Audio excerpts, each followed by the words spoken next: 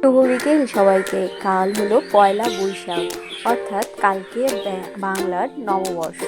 নববর্ষ উপলক্ষে প্রত্যেকটা বাঙালি বাড়িতে কিন্তু নানান ধরনের পদ রান্না হয় সংক্রান্তির দিন। তো আজ আমাদের বাড়িতে যা যা রান্না হচ্ছে সেই সমস্ত কিছু থাকছে এই ভিডিওতে। পুরো ভিডিওটা দেখবে কোনো স্কিপ করা ছাড়া। সব থেকে প্রথমে এখানে সবজিগুলো কেটে নিতে হবে। আর এইদিকে মা রান্না করতেছিল, ভাজাগুলো আগে কেটে নিয়েছিল মা। মিষ্টি কুমড়োর ভাজা, আর এই সাইডে ভিন্ডি ভাজা, করলা ভাজা অলরেডি রান্না করা হয়ে গেছে। বলো বলো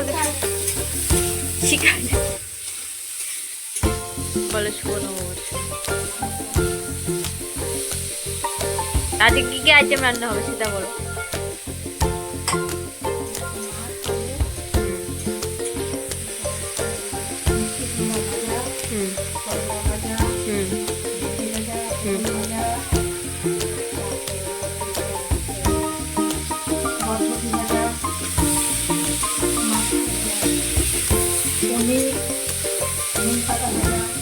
চচ্চড়ি, টমেটোর চাটনি, ডালের বড়া,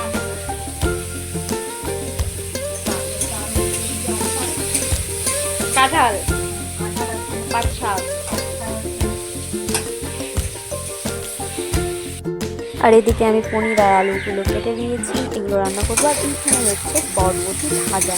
সব কিছু অল্প অল্প পরিমাণে রান্না করতে হয়, কারণ অনেক আইটেম রান্না হবে। আর এখানে দেখো ভেন্ডি, বরবটি, করলা, সাথে সাথে অনেক কিছু ভাজা হয়ে গেছে। আর এই সমস্ত জিনিসগুলো এখন আমাকে করতে হবে পেস্ট। ডাল, টমেটো, পেঁয়াজ এবং কাঁচা লঙ্কা, আদা, রসুন সব কিছু পেস্ট করে নিলে এখান থেকে অল্প অল্প করে প্রত্যেকটা তরকারিতে দেওয়া যাবে। আজকে দেখো আমার রান্না হচ্ছে, অল্পই বানাইছি আমার শেষ টাটা কর দাও, বলো শুভ নববর্ষ।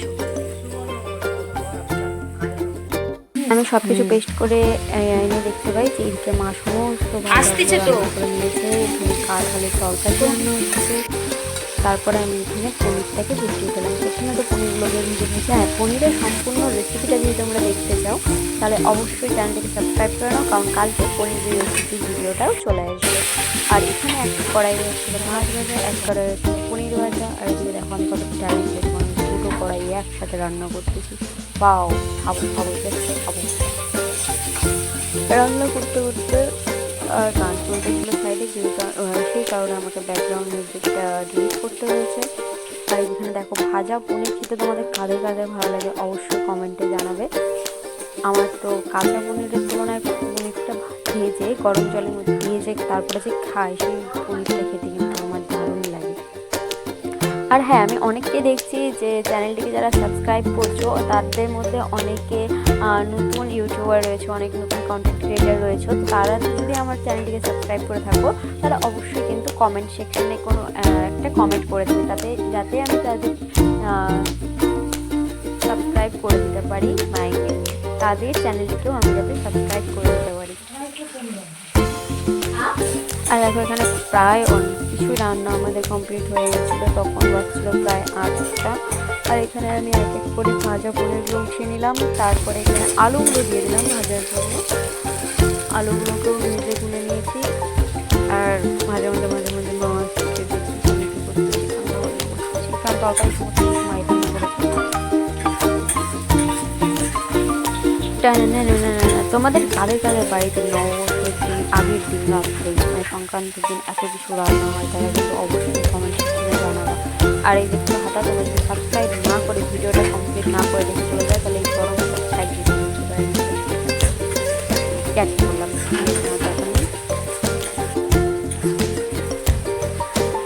রান্না করতে করতে সত্যি অনেক রাত হয়ে গেছে। আর এসে মাছ ভাজাগুলো প্রায় হয়ে গেছে।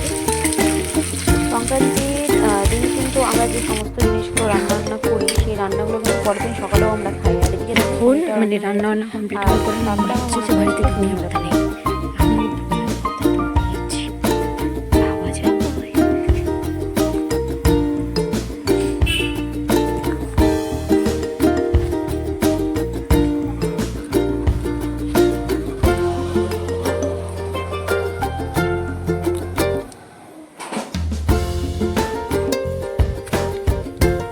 ধনিয়া পাতাগুলো কিন্তু অনেক দিন হয়ে গেছে, ফুল ফুটে গেছে ধনিয়া পাতাতে, কিন্তু বেছে বেছে আমাকে এখান থেকে কয়েকটা নিয়ে নিতে হবে। এগুলো অনেক আগে লাগানো হয়েছিল, তো যতটুকু আমার দরকার ছিল অতটুকু কিন্তু আমি এখানে পেয়ে গেছি। অল্প একটু ধনিয়া পাতা দিলে কিন্তু তরকারির মধ্যে একটা আলাদাই ঘ্রাণ চলে আসে, একটা আলাদাই টেস্ট চলে আসে। দেখতেই পাচ্ছ তোমরা ধনিয়া পাতাগুলো কিন্তু ফুল হয়ে গেছে। আর এখানে এসে পনিরের মধ্যে হালকা একটু ধনিয়া পাতা দিয়ে দিলাম, তারপরে পনিরটাকেও আমি নামিয়ে দিয়েছি।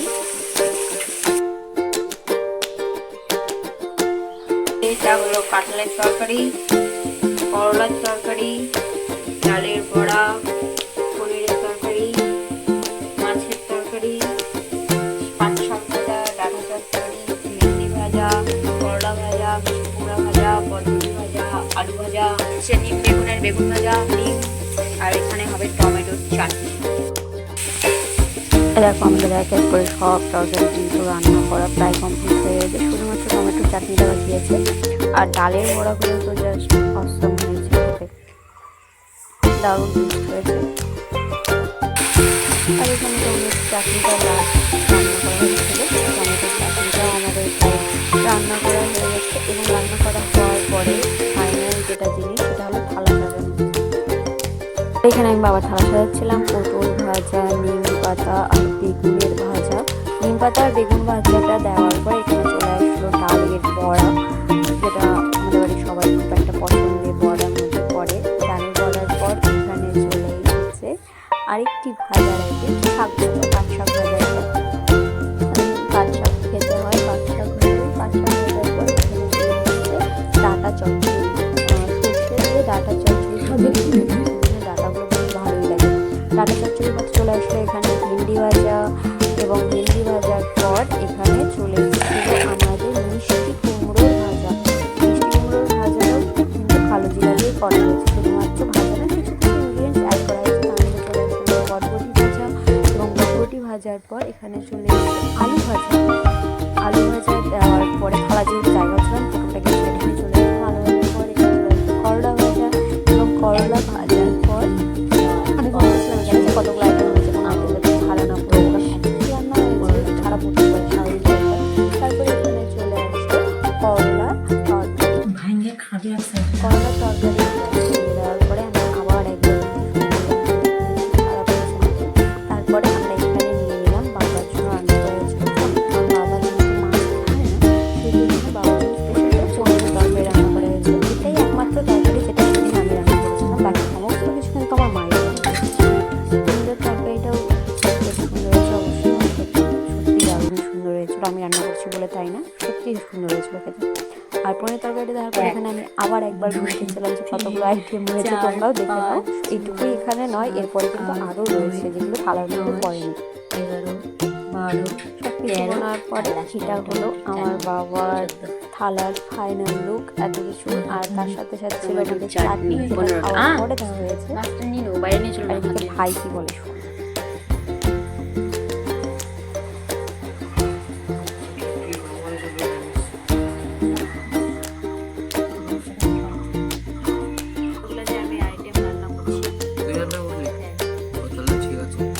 কেমন লাগছে?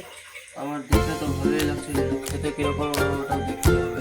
হ্যাঁ, এখনই এগুলো আমার থালা, আমি সব কিছু অল্প অল্প করে নিয়েছি, যেগুলো খাবো সেগুলো নিয়েছি, যেগুলো খাবো না সেগুলো আমি নিয়ে নিয়েছি, কারণ নষ্ট করা যাবে না। সব থেকে প্রথমে তিতা দিয়ে শুরু করতে হয় যেহেতু, তাই আমি সব থেকে প্রথমে এখানে খাওয়া শুরু করেছিলাম নিম পাতা আর বেগুন দিয়ে। আমি নিম পাতা খেতে একদম ভালোবাসি না, আমার এত পরিমাণে তিতাও লাগে নিম পাতা খেতে বলার মতো। আমি নিম পাতাতে খাওয়ার পরে চলে আসলো আমাদের মাছের কালিয়া ওটা গ্রেভি।